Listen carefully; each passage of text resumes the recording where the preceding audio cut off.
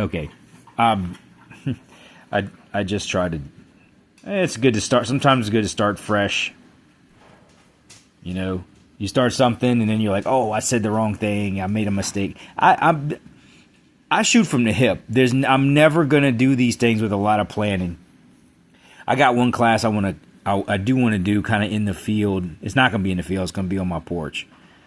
But anyway, this was about kind of a faster way to hang your fascia, and you may hang it off a ladder. You might do a walkboard or from the second story or what have you. But most of the time, we end up taking our speed square and throwing it up on top, and then bringing the 2x. I'm looking at the phone to do this. That's why it's so messy.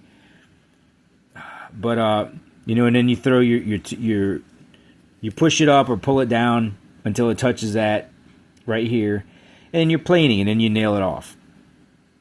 So, and it's all about having how many hands you have available to do anything. It equals time. and as I said in other videos, a lot of what I do is based around you working alone. So, let's say, and here's the bench, here's the sawhorse right here, and these are laid flat. You might have 5 or 6 laid on top of each other. You might have them stacked up, like here's the 1.5 inch edge, and you got them stacked up like that, and then so I'll have one here, however many you got. Okay, and this is going to be where you're going to get more. It's going to be more efficient because if you have a lot of rafters stacked up. But I'm going to show it like it's like this because it's easier to explain. You take any kind of straight edge, but let's just say a square, a little framing square or whatever. They get them little small ones that just do like 12 inches or whatever. Now, if you butt it up to the side and run it long, and then take a little block of 2x or 1.5, however you want to say it.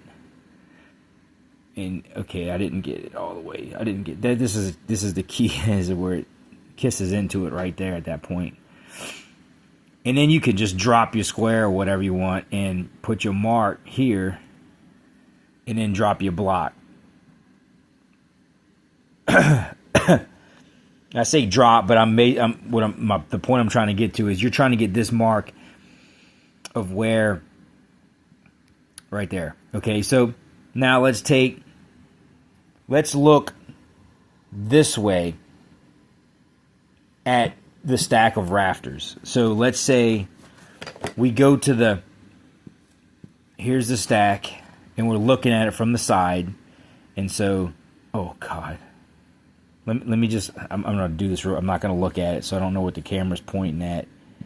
So that would be, and then here's the rafter, like that, that, and they're going wherever they go. And then you'd have the sawhorses underneath here, like that, holding them up. So that makes sense. I'm looking at the plumb cut here in 3D. I try to make it as 3D as possible. And then, so we made that mark on the side right there. So if you do it on this side too and get a mark here, and all you're doing is you're just going to either pop a line here, and that's it. Now,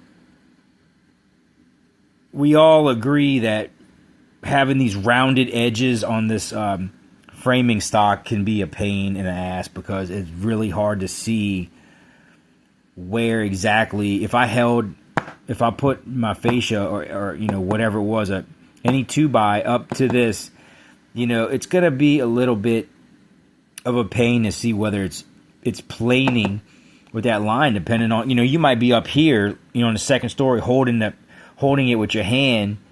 If you pulled a layout, on this rafter, whatever this layout was, and it was on your fascia, and so you butted it into that layout, and that nothing over here is nailed, nothing on this side's nailed, but you're going to get one nail right here, and that's going to hold your fascia in the meantime. Then you'll worm it in on both ends. It's going to be kind of hard to see if it's planing, but I would say it's probably not going to be a problem as long as you're close.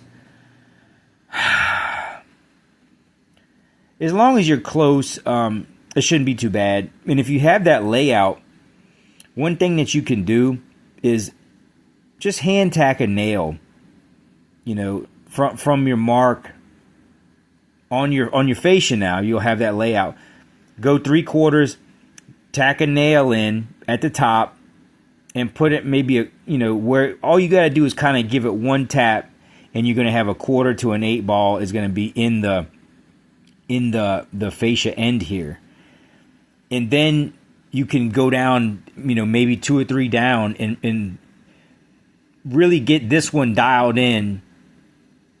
And then you could come back over here, and since you didn't nail this one all the way in, you can pull it, adjust it a little bit, get it where you want it, and then you can, these should start lining up a lot better over here.